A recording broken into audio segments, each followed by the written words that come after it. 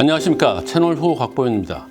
더불어민주당이 재보궐선거에서 패배한 지 한 달 정도가 지났습니다. 그동안 더불어민주당의 이제 지도부가 사퇴하는 등 굉장히 좀 자숙의 시간을 가진 걸로 보이는데요. 지난해 보면은 21대 총선에서 정말 그 180석이라는 어마어마한 의석의 표를 던져준 그 민심이 이렇게 확 돌아섰기 때문에 굉장히 충격이 컸을 거라는 그런 생각이 듭니다. 이를 놓고 보면은 이 노무현 정부 그 말기에 치러졌던 그 2006년 지방선거 이때를 좀 떠올리게 되고 이때와 좀 비슷한 점이 있는데 당시 보면은 그 열린우리당이 광역단체장 16곳 가운데 전북 하나만 차지했고요. 15곳에서는 모두 참패를 했습니다.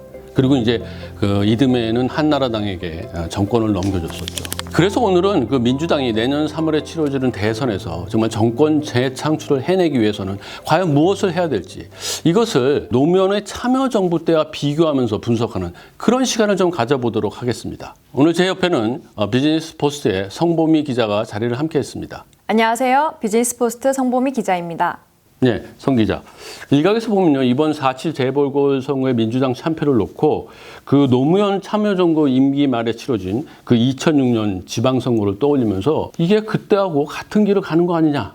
이런 시선이 좀 나오고 있어요. 왜냐면은 그때하고 지금하고 이제 비슷한 것이 이 부동산 때문에 국민들이 화가 나 있다는 성남 부동산 민심이 확인된 거거든요. 그래서 이게 굉장히 좀 뼈아플 것 같은 그런 생각이 드는데 한번 그 노무현 정부 참여정부 말에 그때 부동산과 관련해서 어떤 일들이 있었는지 한번 그걸 짚어봐 주시죠. 노무현 참여정부에서는 이제 서민의 생활의 가장 큰 적이 부동산 가격 폭등이라고 봤습니다. 이에 따라 부동산 투기를 억제하는 여러 제도를 도입했는데요. 실거래가 신고와 등기부 기재 의무화가 있으면 LTV라고 불리는 주택담보대출 비율과 DTI라는 이제 총부채 상환 비율이 있습니다. 또 이 밖에 이게 토지 소유 현황을 처음 공개하기도 했었죠. 하지만 이렇게 시장은 기대했던 것과 달리 다른 방향으로 반응을 했는데요.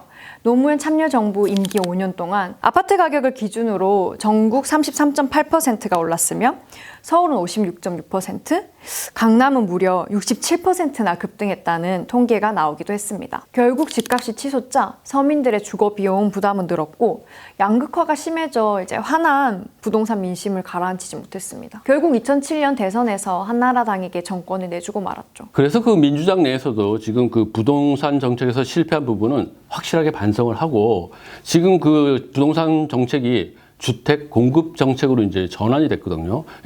이렇게 전환된 것들은 빠르게 실현해서 국민들한테 보여줘야 된다.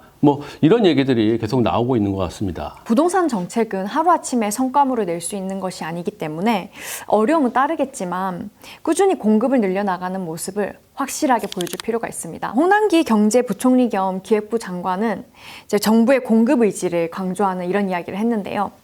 정부는 이미 발표한 이사 공급 대책에 따라 주택 공급 후속 조치를 차질 없이 추진하겠다. 게다가 부동산 정책이 시장 심리에 크게 좌우되는 면이 있어서 계속 이런 메시지를 던질 필요가 있습니다. 그리고 또 좀 살펴보면은 그 노무현 참여정부 말 때는 이제 지지율이 떨어지니까 열린우리당 내부에서 분열되는 이런 모습을 좀 보였었어요. 그래서 지금 민주당은 이런 모습을 답습하면 안 되지 않을까 이런 생각이 들거든요. 반성해야 한다는 주장과 더욱 단결해야 된다는 주장이 자칫 서로 이렇게 비난하면서 내부 분열로 연결될 수 있습니다. 게다가 이 점은 정권 재창출의 기회를 완전히 놓칠 수 있는 위기로 이어질 수 있다는 시선도 나옵니다. 사실 더불어민주당에서 이번 재보선에서 참패한 뒤 이런 분위기가 감지되기도 했는데요.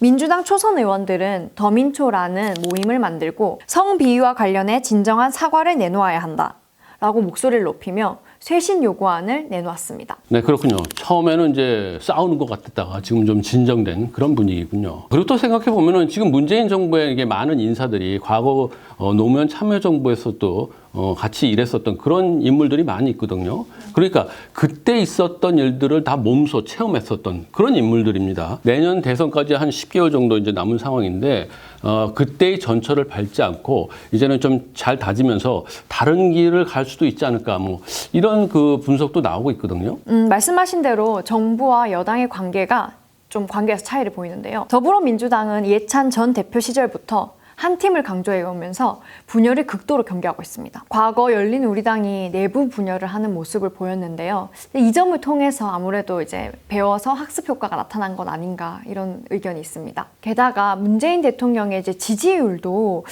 이런 똘똘 뭉쳐야 된다는 주장에 힘을 싣고 있습니다. 문 대통령은 임기 마지막 해를 보내고 있는 현재 30%대의 지지율을 보이면서 콘크리트 지지 기반을 확보했다고 평가되고 있습니다. 과거 그 노무현 전 대통령 때는 임기 말의 지지율이 이게 10%대로 나왔거든요. 뭐 그거와 비교하면 확연히 다른 그런 모습을 보입니다. 그리고 또 이제 민주당 지지율이 지금 보면은 문재인 대통령 지지율 이것과 이제 궤를 같이 하는 그런 모습이 보이거든요. 그러니까 그런 것들을 신경 써야 되지 않을까 이런 생각이 드네요. 원내대표로 당선된 윤호중 의원이 이번에 이제 유능한 개혁 정당을 외치면서 지금 개혁하지 않으면 다음에도 할 수 없다. 검찰 개혁과 언론 개혁은 흔들리지 않고 중단 없이 추진하겠다. 또 이런 말을 또 하기도 했는데요. 지금은 반성하되 좌절하거나 낙심하거나 초조해해서는 안 된다.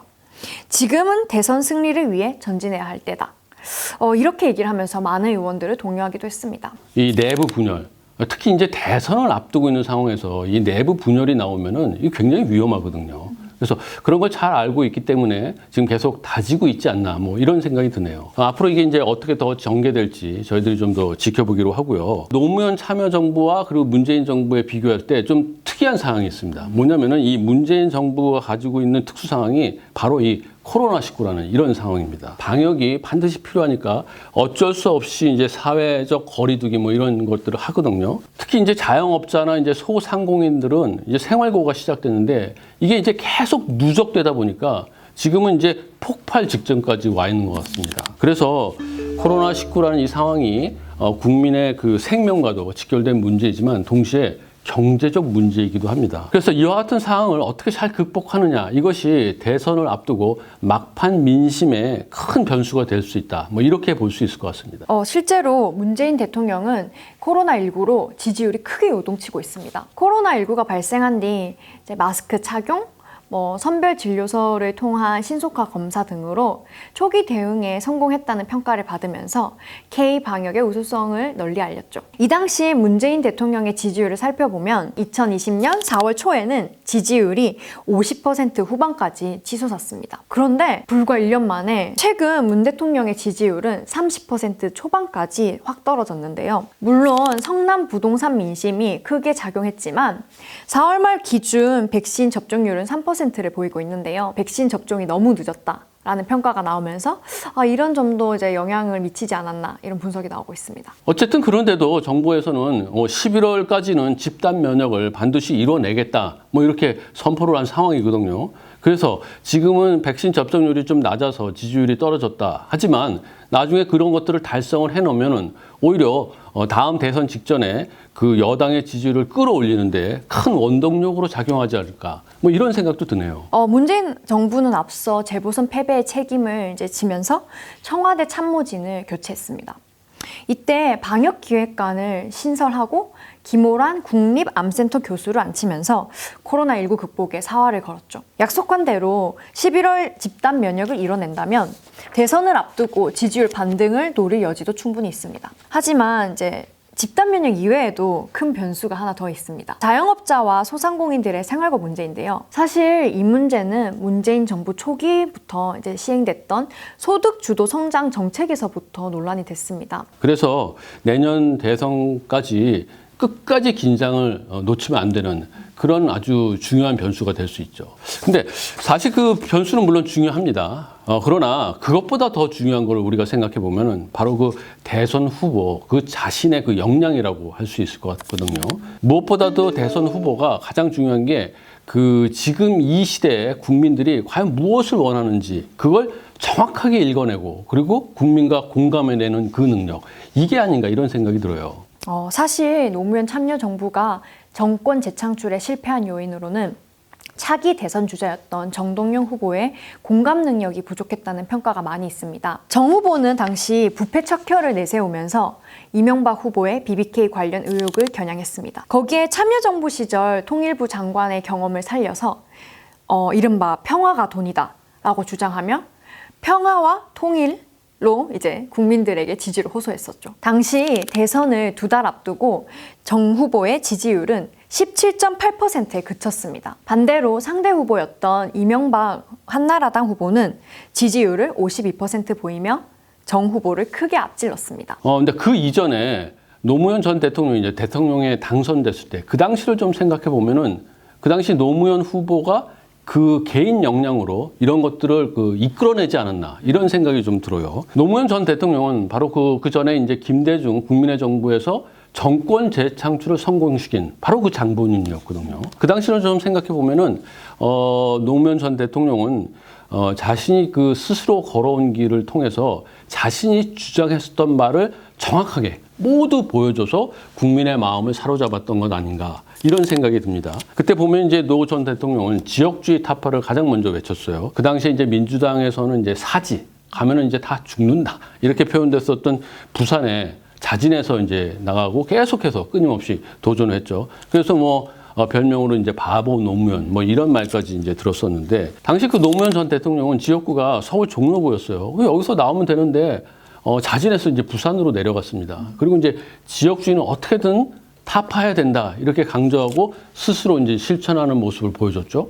그게 오히려 국민들의 마음을 사로잡고 여기서부터 지지율이 더 올라가기 시작한 거 아니냐 이런 생각이 듭니다. 그래서 이제 나중에 얘기했던 그 상식과 원칙이 통하는 사회 그리고 국민과 함께하는 국민 참여의 국가 이런 그 목소리를 냈던 것이 실제로 노무현 후보가 스스로 걸어왔었던 그 길과 정확히 일치했기 때문에 폭발적인 지지를 만들어냈다. 이렇게 볼 수 있을 것 같습니다.